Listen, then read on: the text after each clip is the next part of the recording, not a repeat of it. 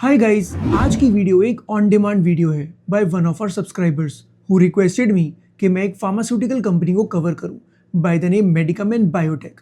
तो चलो let's get started. अब गाइस, इससे पहले हम इस कंपनी के बिजनेस मॉडल को समझें, सबसे पहले थोड़ा फार्मास्यूटिकल इंडस्ट्री के बारे में जान लेते हैं। अब गाइस देखो, there are two types of illnesses that you need to understand about. एक होती है अक्यूट इलनेस और दूसरी होती है क्रॉनिक। अक्यूट इलनेस कौन सी होती है? जैसे आपको कफ हो गया, कोल्ड हो गया, फीवर हो गया, कोई एलर्जी हो गई, तो ऐसी टाइप की इलनेस को हम बोलते हैं एक्यूट इलनेस। मतलब ये समझ लो, ये शॉर्ट टर्म इन नेचर होती है। एक बार आप डॉक्टर के पास गए, 2 दिन आपको उन्होंने मेडिसिन दी and you are completely sorted. ये होती है अक्यूट इलनेस। और दूसरी होती है क्रॉनिक। क्रॉनिक ऐसी होती है कि एक बार अगर आपको ऐसी इलनेस हो गई तो वो कंटिन्यूसली काफ़ी टाइम तक चलती रहेगी। जैसे फॉर एग्जांपल अगर मैं बात करूँ, डायबिटीज़ हो गई, या फिर कैंसर हो गया, या फिर कोई ब्रेन डिजीज़ हो गई और समथिंग ऑफ दैट सॉर्ट। मतलब कोई भी ऐसी टाइप की डिजीज़ जो आपकी लॉन्ग टर्म चले, और बेसिकली उसको फिर लाइफस्टाइल डिजीज़ भी बोल दिया जाता है। That is something which is known as chronic illness. अब इसके कितने पार्ट्स होते हैं बेसिकली? लाइक फॉर एग्जांपल अगर मैं बात करता हूँ, एक ऑन्कोलॉजी सेगमेंट आता है जो कि आज की डेट में आज की कंपनी के लिए हम डिस्कस भी करने वाले हैं। बेसिकली ये क्या होता है, कैंसर और ट्यूमर से रिलेटेड जितनी भी इलनेस है, या फिर उसके बारे में उसकी प्रिवेंशन, डायग्नोसिस, उससे रिलेटेड जितनी भी चीज़ें होंगी ना, वो सारी ऑन्कोलॉजी डिपार्टमेंट के अंदर आ जाती है। एक होती है कार्डियोवैस्कुलर, आपके हार्ट से रिलेटेड हो गया। एक हो गया आपका, जैसे आपको बैक पेन हो जाती है, क्रॉनिक बैक पेन है, वो ठीक ही नहीं हो रही है, ऐसी टाइप की इलनेस जितनी भी होती हैं। या फिर आपकी कोई और पेन मैनेजमेंट की और हो गई, थेरेपीज हो गई, कोई भी different type of disease, something which will continue for a long period of time, that is something which is known as chronic illness. अब देखो, होता क्या है ना कि जितनी भी कंपनीज क्रॉनिक इलनेस वाली मेडिसिन के ऊपर वर्क कर रही होती है ना, उनके मार्जिन आर मच बेटर, क्योंकि ये थोड़ी सी एक तो थोड़ी कॉम्प्लेक्स भी डिजीज होती हैं और इसके अंदर थोड़ा टाइम भी लग जाता है। तो अल्टीमेटली क्या होता है ना, जो फार्मास्यूटिकल कंपनीज ऐसे टाइप के सेगमेंट्स को केटर कर रही है ना, they make better margin going forward. That is for the first thing that you need to understand. दूसरी चीज़ आपको क्या समझनी है, देखो फार्मास्यूटिकल कंपनी के अंदर, जैसे अगर मैं बात करता हूँ, मान लो एक मेडिसिन है। अब एक मेडिसिन के अंदर ना 2 कंपोनेंट्स होते हैं, एक होता है एपीआई और दूसरा होता है फॉर्मुलेशंस। एपीआई का मतलब होता है एक्टिव फार्मास्यूटिकल इंग्रेडिएंट, और फॉर्मुलेशन क्या होता है? Formulation is the final dose. For example आप पैरासीटामॉल, अब पैरासीटामॉल का आपने नाम सुना हुआ है। पैरासीटामॉल जो है ना, बेसिकली वो एक एपीआई है। एपीआई क्या होता है? जैसे I just told you, active pharmaceutical ingredient. मतलब ये मेन केमिकल है जो आपकी बॉडी के अंदर जाकर पेन को रिलीफ देगा। अगर आपको हेडेक हो रहा है तो हेडेक को रिलीफ देगा। अब होता गया है, जितनी भी कंपनीज है ना, वो एपीआई तो सेम ही यूज़ कर रही होती हैं, लेकिन उनके ब्रांड्स अलग अलग होते हैं। लाइक फॉर एग्जांपल अगर मैं बोलूँ, क्रोसिन है या फिर डोलो है, आपने इन दोनों कंपनीज के नाम सुने होंगे। क्रोसिन और डोलो ये अलग अलग ब्रांड्स हैं। ये क्या करते हैं, इनको बेसिकली बोला जाता है फॉर्मुलेशन। जो आप इनकी मेडिसिन को आप कंज्यूम करते हो उसको बोलते हैं फॉर्मुलेशन, क्योंकि वो एक फाइनल प्रोडक्ट है, राइट। और होता क्या है ना, इनके अंदर लेकिन जो केमिकल है, जो एपीआई है, वो सेम है। तो अब आप समझ गए होगे कि बेसिकली एपीआई क्या होता है और फॉर्मुलेशंस क्या होता है। तो that means you are on the right track to understand the pharmaceutical sector now.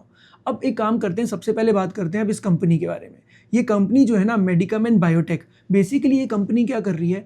Company का मेजर फोकस जो है ना, वो ऑन्कोलॉजी सेगमेंट के अंदर है, जो कि अपने आप में ना काफ़ी कॉम्प्लेक्स सेगमेंट माना जाता है। क्योंकि आप समझो ना, कैंसर से रिलेटेड कोई भी रिसर्च हो, कोई भी मेडिसिन हो, अल्टीमेटली बहुत सारे डिफरेंट टाइप ऑफ प्रोसेसेस रहते हैं जो कि काफ़ी कॉम्प्लेक्स होते हैं। अब क्योंकि वो कॉम्प्लेक्स हैं, उनके अंदर काफ़ी मतलब जो मैन्युफैक्चरिंग एबिलिटी भी चाहिए, और जो आपके साइंटिस्ट वगैरह भी जो उस पर्टिकुलर मेडिसिन को डेवलप कर रहे होंगे, वो भी काफ़ी ज़्यादा हमें एडवांस चाहिए, वो भी हमें काफ़ी स्किलफुल चाहिए। और साथ में होता क्या है कि एक बहुत ही मैन्युफैक्चरिंग जो इक्विपमेंट्स भी लगते हैं, वो भी काफ़ी सोफिस्टिकेटेड होते हैं इन नेचर।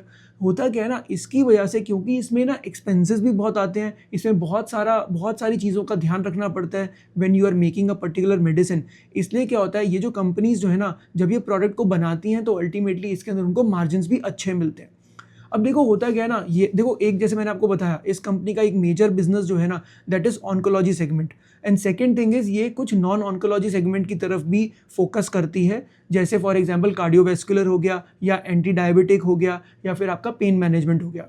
अब आप ध्यान से देखोगे ना, तो ये कंपनी है ना, ये सिर्फ और सिर्फ क्रॉनिक इलनेस के ऊपर ही वर्क कर रही है, which is also a good sign, क्योंकि कहीं ना कहीं ऐसी टाइप की कंपनीज के अंदर मार्जिन जो है वो बेटर होंगे गोइंग फॉरवर्ड, अगर ये ऐसे टाइप के सेगमेंट्स के ऊपर वर्क करती है तो। अब गई जो ये कंपनी है ना, इसके पास रिसर्च एंड डेवलपमेंट की कैपेबिलिटीज भी हैं। ये एपीआई भी बनाती है, ये फॉर्मुलेशंस भी बनाती है, और डिफरेंट टाइप ऑफ प्रोडक्ट्स को डेवलप भी कर रही होती है।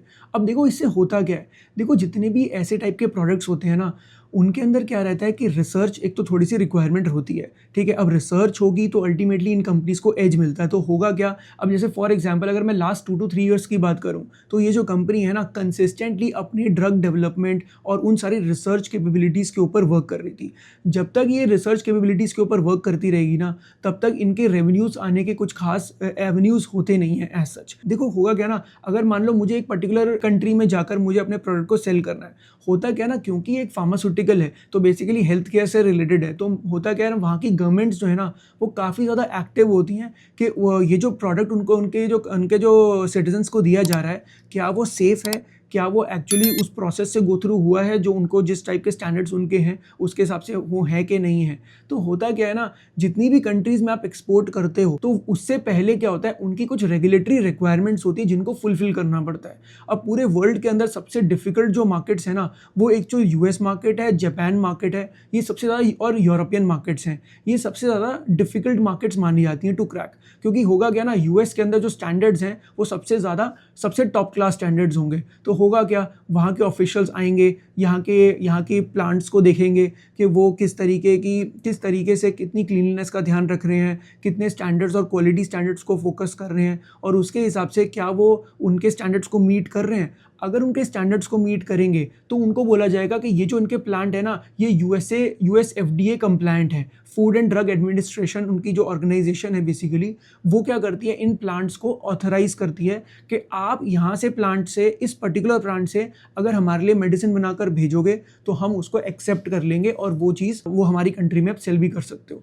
देखो अभी तक क्या हो रहा था ना, ये कंपनी जो है वो 40+ कंट्रीज़ के अंदर अपने प्रोडक्ट्स को सेल कर रही थी, चाहे वो लैटिन अमेरिका हो, चाहे वो मीना रीजन हो। MENA region is what, Middle East and North Africa, या फिर आप फॉर एग्जांपल एक ईयू हो या यूरोपियन यूनियन हो, इन सारे रीजन्स के अंदर मेजरली ये फोकस कर रही थी। लेकिन यूएस के अंदर उनका इतना ज़्यादा अभी तक फोकस नहीं था, या आप ये समझ लो कि पहले ये इन मार्केट्स के अंदर जाकर अपने ट्रैक रिकॉर्ड को प्रूव करते हैं, फिर over a period of time वो यूएसए के अंदर अप्लाई करेंगे तो there is a good chance कि उनको एफडीए मिल जाए या फिर उनको एफडीए अप्रूवल मिल जाए। And that is exactly what happened also. अभी रिसेंटली कंपनी को यूएस एफडीए अप्रूवल भी मिल गया है, जिसकी वजह से अब वो वहाँ पर भी अपने प्रोडक्ट्स को सेल कर सकते हैं। देखो कंपनी का जो मेजर जो टारगेट है ना, वो ऑन्कोलॉजी मार्केट के अंदर ना सबसे अफोर्डेबल जेनेरिक प्रोडक्ट्स को देना है। अब देखो जेनेरिक प्रोडक्ट क्या होता है, सबसे पहले वो समझते हैं। देखो दो चीज़ें होती हैं, एक होता है जेनेरिक ड्रग और एक होता है पेटेंटेड ड्रग। होता क्या है ना, जैसे फॉर एग्जांपल अगर मान लो कि मैं एक कंपनी हूँ, फॉर एग्जांपल मैं फाइज़र हूँ जो कि यूएस की बहुत बड़ी एक फार्मास्यूटिकल कंपनी है। अब होता क्या है ना, फाइज़र क्या करती है, वो एक पर्टिकुलर ड्रग के ऊपर ना वो बहुत एक्सेसिव रिसर्च करेगी। फॉर एग्जांपल उन्होंने बिलियंस ऑफ डॉलर्स खर्च कर दिए कि एक पर्टिकुलर डिजीज़ के क्योर निकालने के लिए ना उन्होंने पूरा एक्सपेंसेस किए, ठीक है। अब वो उसको एक्सपेंस करेंगे, वो टेस्टिंग करेंगे, ट्रायल्स करेंगे, फिर उसके बाद देखेंगे रिजल्ट्स क्या आ रहा है, फिर उसके बाद ज़रूरी तो नहीं है कि वो वही टाइप के ड्रग को बना लें और वो सारे रिजल्ट्स पॉजिटिव आ जाएं, ये ज़रूरी नहीं होता। अगर मान लो वो हो जाता है कंप्लीट एंड अल्टीमेटली वो सक्सेसफुल हो जाते हैं, तो उस पॉइंट ऑफ टाइम पर यूएस एफडीए जो है ना वो उनको ये बोलता है क्योंकि आपने इसके लिए इतनी मेहनत करी है, इतना एफर्ट किया है, तो हम क्या करेंगे, आपको एक पेटेंट दे देंगे। मतलब अब आप अगले 20 ईयर्स फॉर एग्जांपल आपके अलावा इस पर्टिकुलर प्रोडक्ट को कोई सेल नहीं कर सकता। अब देखो ये करना बहुत ज़रूरी होता है, क्योंकि आप सोचो अगर ऐसा नहीं करेंगे तो आप सोचो ना, कोई भी कंपनी रिसर्च करेगी क्योंकि उसको लगेगा यार मैं रिसर्च करूं, मैं पूरा प्रोडक्ट को डेवलप करूं, सारा खर्चा मेरा हो, मैं पूरा प्रोडक्ट बना दिया, उसके बाद मेरा कंपेटिटर उस प्रोडक्ट को देखेगा, उसको कॉपी कर लेगा, तो फिर मेरे और उनमें कुछ डिफरेंस ही नहीं बचेगा। तो देयर इज़ नो वे कि मैं अपने जो मेरी जितने भी लॉस, जो मेरे इतने मैंने एक्सपेंसेस करे हैं, इन्वेस्टमेंट्स करी हैं, वो मेरी रिकवर कैसे होंगी, और रिकवर नहीं हो पाएंगी तो डू यू रियली थिंक कि वो आगे एफर्ट्स करेंगे उस चीज़ के लिए। तो यही चीज़ होती है। इसकी वजह से क्या होता है ना, वहाँ की जो गवर्नमेंट है, वहाँ की जो रेगुलेटरी बॉडी है, वो क्या बोलती है, अगले 20 ईयर्स तक फॉर एग्जांपल आपके अलावा इस प्रोडक्ट को कोई सेल नहीं कर सकता। अब क्योंकि आपका कोई कंपेटिटर ही नहीं है और आपको अपनी बिलियंस ऑफ डॉलर्स जो आपने खर्च कर दिए हैं उसको भी आपको रिकवर करना है, तो आप क्या करते हो, इन प्रोडक्ट्स को काफ़ी एक्सपेंसिव सेल करते हो मार्केट के अंदर। मतलब वही समझ लो कि अगर वही ड्रग की अगर आपकी बनाने की कॉस्ट अगर 100 रुपये भी नहीं है तो आप उसको 1000 रुपीज़ में सेल कर रहे हो, 2000 रुपीज़ में सेल कर रहे हो, क्योंकि आपने जितना खर्चा किया है आपको उसको रिकवर भी करना है। अब होता क्या है, ये तो हो गया पेटेंटेड ड्रग, इसके ऊपर पेटेंट है, लेकिन पेटेंट आज नहीं तो कल तो एक्सपायर होगा। जैसे ही वो पेटेंट एक्सपायर होगा ना, होता क्या है, देखो इंडियन कंपनीज जितनी भी है ना, वो न्यू ड्रग डिस्कवरी के अंदर इतनी है ही नहीं, क्योंकि उसके अंदर बहुत ज़्यादा एक्सपर्टीज़ भी चाहिए, उसके अंदर बहुत इन्वेस्टमेंट्स भी चाहिए, उसमें बहुत सारा प्रोसीजर रहता है। इस वजह से ये कंपनीज क्या करती हैं, उन ड्रग्स को पेटेंट की एक्सपायरी की वेट करती हैं। लाइक सपोज कि उनको लगता है कि अब ये 2 साल के अंदर ना, फॉर एग्जांपल इस पेटेंट की एक्सपायरी होने वाली है, तो वो लोग क्या करते हैं, उसके लिए काम करना स्टार्ट करते हैं। अपने वहाँ पर अपनी कंट्री के अंदर फैसिलिटीज़ डेवलप करेंगे, जिससे जो कि यूएस कंप्लायंट होंगी, या पूरे वर्ल्ड ओवर के अंदर जितनी भी और मार्केट्स हैं उनसे कंप्लायंस वो होगी, क्वालिटी स्टैंडर्ड्स मीट कर रही होगी। वो कहेंगे हम यही प्रोडक्ट जो पेटेंटेड है ना, जो आप 1000 रुपीज़ में सेल कर रहे हो, वो हम 200 रुपीज़ में बनाकर आपको दे सकते हैं। तो होगा क्या, ये कंपनीज क्या कर रही है ना, उन्होंने क्या किया, सिर्फ प्रोडक्ट को कॉपी कर लिया। तो अल्टीमेटली उन्होंने रिसर्च में तो उतना एफर्ट नहीं किया, उन्होंने उसको कॉपी किया और उसके बेसिस पर वो अफोर्डेबल लेवल पर वो प्रोडक्ट्स जो है ना, वो से अपना उन कंट्रीज़ को सेल करना स्टार्ट कर देंगे। अब ऐसे टाइप के प्रोडक्ट्स को बोलते हैं जेनेरिक ड्रग्स, कि बेसिकली ये जेनेरिक प्रोडक्ट्स हैं। तो अल्टीमेटली ये कंपनी क्या बोल रही है कि हम ऑन्कोलॉजी सेगमेंट के अंदर हम वहाँ के अफोर्डेबल और जेनेरिक जितने भी प्रोडक्ट्स हैं ना, उनको हम बनाने की कोशिश कर रहे हैं, and basically we want to be a global leader in that thing. So that is the vision of this company is all about. लेकिन इसके साथ साथ कंपनी क्या कर रही है, वो जैसे मैंने आपको बताया, वो और भी सेगमेंट्स के ऊपर वर्क करती है, बट वो थोड़े छोटे सेगमेंट्स हैं, जिसमें कार्डियोवैस्कुलर आ गया, पेन मैनेजमेंट हो गया, या फिर एंटी डायबिटिक हो गया। ये भी इनके सेगमेंट्स है जिसके ऊपर कंपनी इस पॉइंट ऑफ टाइम पे वर्क कर रही है। अब गाइस, इसके अलावा एक और भी बहुत इंपॉर्टेंट सेगमेंट है कंपनी का, जिसको बोलते हैं कॉन्ट्रैक्ट मैन्युफैक्चरिंग। अब कॉन्ट्रैक्ट मैन्युफैक्चरिंग जो होती है ना, वो ये होती है कि मैं किसी फॉरेन कंपनी के लिए उनका मुझे एक कॉन्ट्रैक्ट मिला है to produce a certain amount certain medicine. ठीक है, अब इसके अंदर ना 2 टाइप के होते हैं, 2 टाइप के कॉन्ट्रैक्ट मैन्युफैक्चरिंग होती है। एक होती है कॉन्ट्रैक्ट मैन्युफैक्चरिंग ऑर्गेनाइजेशन, और एक होती है contract development and manufacturing organisation. क्या होता है, एक बार वो समझ लेते हैं।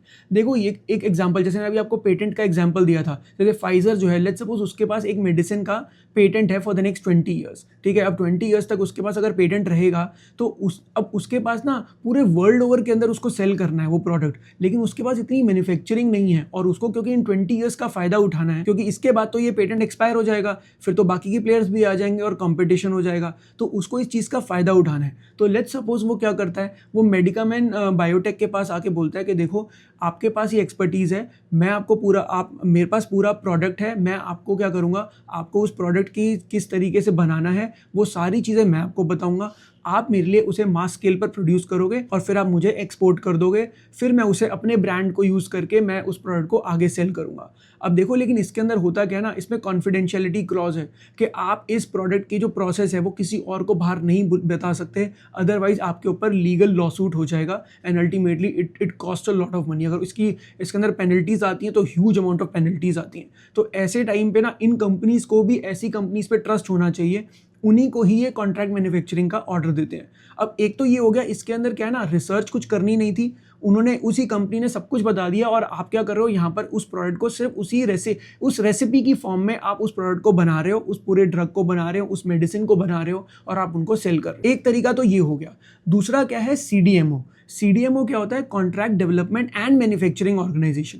बेसिकली क्या है कि ये कंपनी फाइजर क्या बोल रही है कि यार देखो, मैं चाहता हूँ कि मुझे इस पर्टिकुलर डिजीज़ के लिए मुझे एक मेडिसिन बनानी है, आप ही अपने पास इसको डेवलप करो, आप ही इसको आगे जाके पूरा प्रिपेयर करो, उसको पूरा मास स्केल पे मैन्युफैक्चर भी करो और मुझको सेल करो। ठीक है, और फिर मैं इसको पूरे वर्ल्ड ओवर के अंदर इसको आगे सेल करूँगा। अब होता क्या है ना, इसके अंदर काफ़ी ज़्यादा रिसर्च और डेवलपमेंट की भी रिक्वायरमेंट रहती है। मतलब इसके अंदर जो कंपनी काम कर रही है ना, उसके साइंटिस्ट भी बहुत अच्छे लेवल पे होने चाहिए, वो एफर्ट्स भी उस लेवल पर होने चाहिए, उनके अंदर स्किल भी अच्छी होनी चाहिए। वो ऐसे सीडीएमओ कॉन्ट्रैक्ट्स अगर लेंगे और उसका वो पूरा एंड टू एंड वो प्रोडक्ट को बनाकर क्लिनिकल ट्रायल्स वगैरह भी करा के, रेगुलेटरी फाइलिंग्स होती हैं हर कंट्री के अंदर, वो भी करवा के, फिर उसको आगे सेल कराने तक का काम जो होता है ना, वो सारा का सारा काम जो होता है ना, वो सीडीएमओ के अंदर आ जाता है। अब बेसिकली जो ये कंपनी जो है ना, वो सीडीएमओ के अंदर भी वर्क कर रही है। मतलब हो कह रहा है, बाहर की बहुत सारी कंपनीज ऐसी हैं, अभी रिसेंटली यूएस बेस्ड कंपनीज हैं जिन्होंने इनके साथ पार्टनरशिप करी है। वो क्या कर रहे हैं, इनको अपना प्रोडक्ट पूरा बता रहे हैं और इनके साथ ये पूरा प्रोडक्ट उनको डेवलप करके उनको आगे सेल करेंगे। अब होता क्या है ना, ये लॉन्ग टर्म कॉन्ट्रैक्ट्स होते हैं और इसके अंदर रिकरिंग रेवेन्यूज़ आते हैं। रिकरिंग रेवेन्यूज़ आने की वजह से ये कंपनी का जो रेवेन्यू सिस्टम है ना, वो काफ़ी हद तक स्टेबलाइज हो जाता है, which is also a very good thing for this kind of a company. तो होता क्या है ना, देखो, एक तरफ CDMO के थ्रू हो क्या रहा है, इस कंपनी का जो बिजनेस है ना वो थोड़ा सा स्टेबिलिटी की तरफ बढ़ रहा है गोइंग फॉरवर्ड। लेकिन जैसे मैंने आपको बताया लास्ट 2 to 3 ईयर्स के अंदर कंपनी कंसिस्टेंटली अपने ऑन्कोलॉजी सेगमेंट को इम्प्रूव करने के लिए लगी हुई थी और उसने काफ़ी सारी मैन्युफैक्चरिंग फैसिलिटीज़ को भी उन्होंने डेवलप किया हरिद्वार के अंदर और भिवानी के अंदर। अब होता क्या है इसके अंदर, प्रोडक्ट जब तक डेवलप नहीं हो रहा ना तब तक कंपनी के पास कुछ खास रेवेन्यूज़ नहीं आ रहे। That is why last 2 to 3 years के अंदर ना कंपनी का जो बिजनेस था वो काफ़ी हद तक थोड़ा सा मेलो डाउन ही था। लेकिन अब क्या हो रहा है ना, कंपनी ने 12 ऑन्कोलॉजी प्रोडक्ट्स को डेवलप कर लिया है। अब एक और प्रोडक्ट है जिसका नाम है बोटेजोमिब। अब बेसिकली ये क्या है, ये एक बेसिकली एक ड्रग हो गया जिसके ऊपर ना ये ऑन्कोलॉजी सेगमेंट का एक पर्टिकुलर पार्ट है, एक मेडिसिन है जिसको ये लोग काफ़ी टाइम से डेवलप कर रहे थे और इन्होंने यूएस के अंदर उसको फाइल किया and ultimately what they have done is they have gotten the approvals. इसका मतलब अब यहाँ पे जैसे इनकी मार्केट ओपन हो जाती है उस पॉइंट ऑफ टाइम पर इस प्रोडक्ट को अगर ये आगे सेल करना स्टार्ट करेंगे और यूएस आप समझ लो यूएसए की जो हेल्थ केयर मार्केट है वो पूरे वर्ल्ड में सबसे बड़ी मार्केट है। अगर वहाँ पर इनको एक्सेस मिल जाएगा तो they can do really well और इनके जो रेवेन्यूज़ हैं वो काफ़ी अच्छे स्ट्रॉन्ग लेवल पर ग्रो कर सकते हैं गोइंग फॉरवर्ड। देखो इस साथ में क्या होता है ना, जैसे मैंने आपको बताया इस कंपनी के 35 to 40 प्लस कंट्रीज़ के अंदर ये ऑलरेडी अपने प्रोडक्ट को सेल कर रही हैं। अब यहाँ पर क्या होता है ना, there are 2 ways the company can do stuff. देखो पहला क्या है ना, कंपनी क्या करे कि उन्होंने प्रोडक्ट तो बना लिया, ठीक है, मैन्युफैक्चरिंग कर ली, प्रोडक्ट बन गया। अब उसको अलग अलग कंट्रीज़ में जाके वहाँ पर अपनी मार्केटिंग टीम्स खुद वहाँ पे जाके खड़ी करे, फिर वहाँ जाके अपना पूरा सिस्टम खुद बनाए, फिर वहाँ जाके धीरे धीरे लोगों से मिले, सबसे जितने मेडिकल प्रैक्टिशनर्स हैं उनसे बात करें, पूरे सर्कल से डिस्ट्रीब्यूटर से बात करें खुद। तो अल्टीमेटली क्या होता है ना, that will become a lot of hassle, क्योंकि कंपनी का फोकस जो है ना फिर वो मैन्युफैक्चरिंग से हट के मार्केटिंग की तरफ चला जाएगा। तो ये कंपनी क्या कर रही है ना, इसने अपनी जो मार्केटिंग कॉस्ट जो है ना उसको उन्होंने काफ़ी लाइट रखा हुआ है। लाइट कैसे रखा हुआ है, उन्होंने सीधे जाके वहाँ पर ना जहाँ जिस कंट्री में जाते हैं वहाँ किसी ना किसी डिस्ट्रीब्यूटर के साथ ही पार्टनरशिप कर लेते हैं और वहाँ जाकर उनको बोलते हैं कि आप हमारे प्रोडक्ट को सेल करो, जितना प्रोडक्ट आप सेल करोगे उसके बेसिस पर हम आपको कमीशंस देंगे, उसके बेसिस पर हमारा कॉन्ट्रैक्ट रहेगा।